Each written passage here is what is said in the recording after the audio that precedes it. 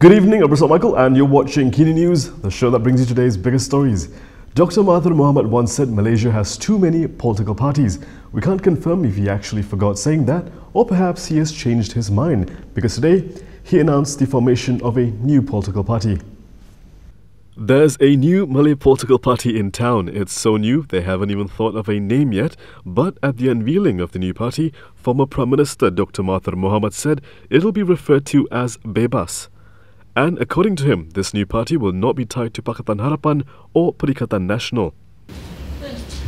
Why have you decided not to work with any coalition, not even Pakatan Harapan?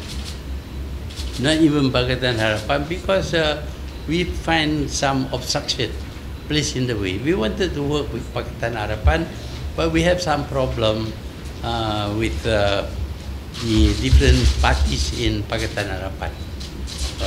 I don't want to mention it, but I think you all know. If you're wondering who would be leading the party, many familiar faces who used to be with Bersatu. President siapa dia?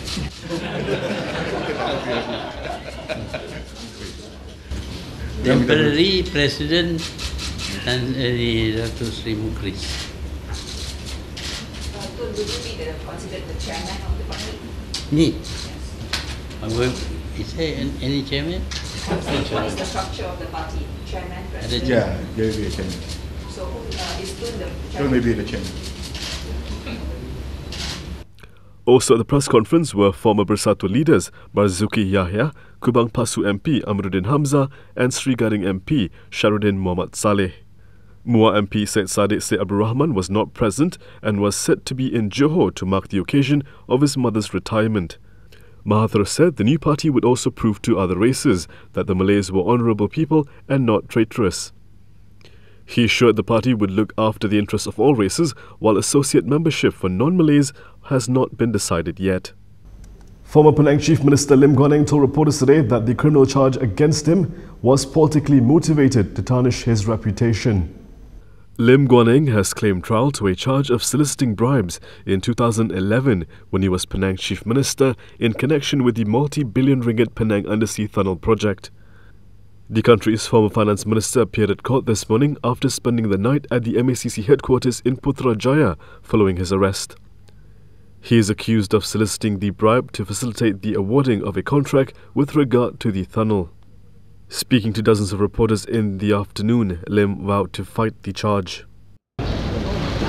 Let me state that this is a baseless allegation and is politically motivated to tarnish and smear my reputation, as well as, of course, my effort to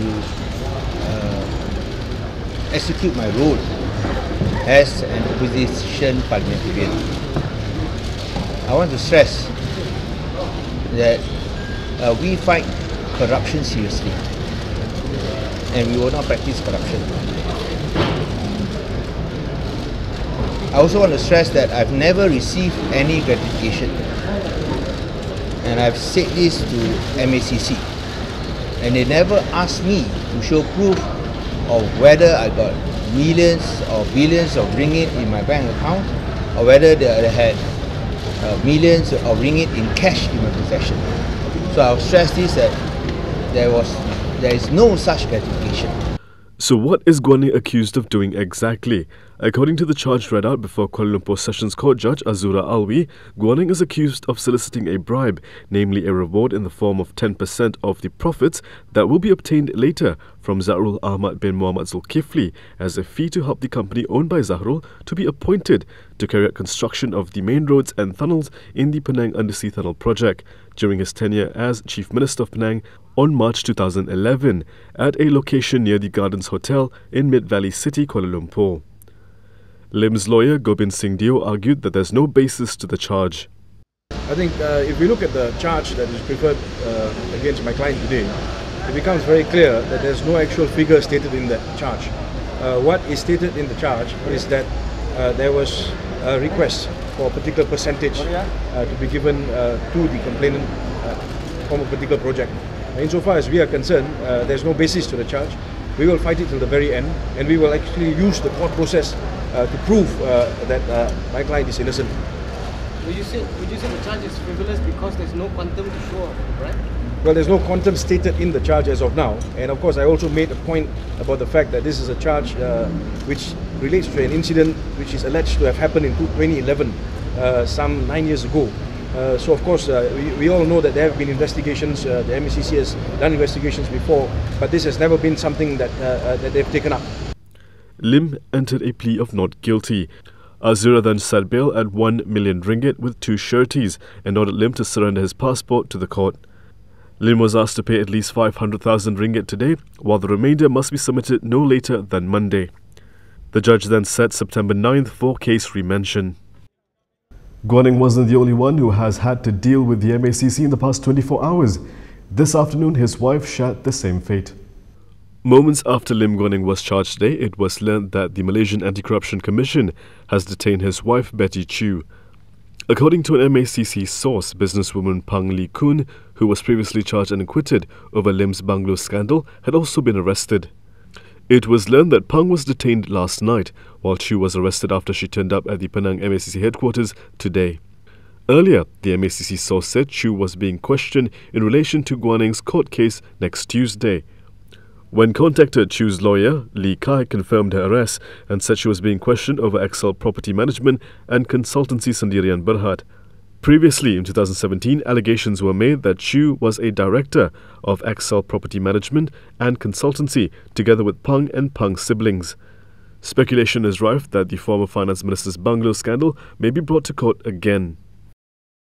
Coming up next, our interview with Amanah Communications Director Khalid Samad. He has something to say about DAP.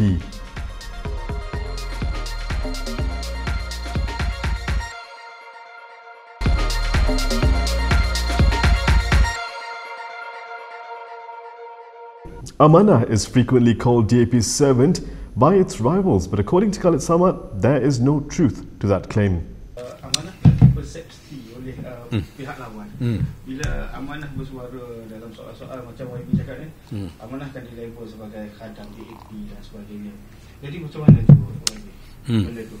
Ya, itu merupakan satu label yang kita dilahirkan malangnya bersamanya, walaupun ianya tidak mempunyai apa-apa kebenaran, dan itu merupakan strategi politik yang jahat dan tidak bertanggungjawab untuk menutup hakikat bahawa Amanah sebenarnya sedang meneruskan satu perjuangan yang telah diusahakan pada tahun 80-an bila PAS melalui satu transformasi, nak bawa PAS keluar daripada kerangka perjuangan Melayu Islam yang telah dibawa dan diperjuangkan oleh almarhum Datuk Asri, dan pada 1982 golongan asatizah, ustaz-ustaz dalam PAS yang muda